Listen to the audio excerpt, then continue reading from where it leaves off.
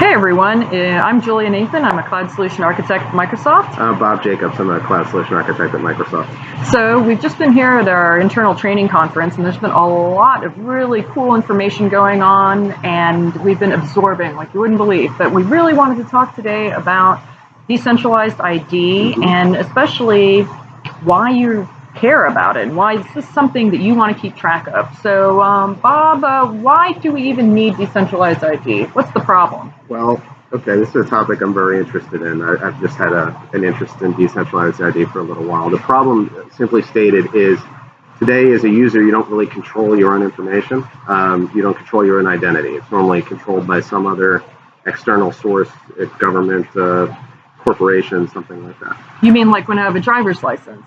Yeah. I don't control that. The DMV is the one who basically says, no, we know what you're about and what your car's doing. And if you have an email address, it's normally associated with some other company. It could be work, it could be a social ID provider, something like that. Okay. Yeah, well, you don't have control over it. Is there a problem with not having control? I don't know if I've ever controlled my ID. So what's the problem? Well, the problem can be that information could be censored or information could be changed without your consent. So say that you were registered with a country's national identification system, and they were basically maintaining records indicating that you were a citizen. I know this. My sister lost her birth certificate, and we had to go through some unholy method to go out there to the State Department to get a replacement copy. We had to wait in line somewhere else, go through somebody else's system before we could even manage that. Yeah. So yeah. And things can be worse because it could be an actual a corrupt act.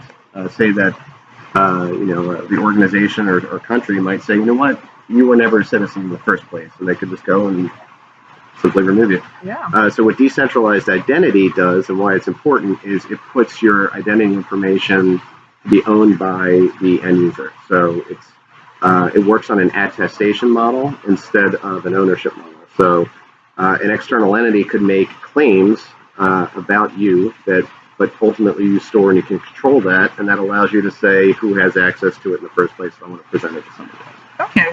So if I go to a bar and I need to show some proof that I'm old enough, I'm the one who manages my own driver's license type information or anything that says how old I am. I'm the one who can say to the bar, I give you permission to look at this. Yeah. Is that kind of the idea? That's basically right. it. Yeah. Yeah. Okay. I think a great example would be, and there's a lot of information and links that we'll attach to this video because I would love it if people would explore more because I love this topic. The use case, a classic use case would be if somebody was graduating from a university today. Right now, a university would basically give you, a diploma, but they basically maintain all of those records and things like that. The difference in a decentralized ID model would be you would create your own identity and you would manage it and you would own it. You could, at the time of graduation, a university could make claims indicating that you graduated at a certain time and date with your records, etc. And if you were applying for a job later on, you would present that from your store that you own and the claims that were made by the university, because it's all based off of blockchain technology. You could use their public key to verify that they actually sent that to you in the first place and make sure that it's authentic. So it's a fabulous model. I think it's a model that is going to be next generation in identity systems.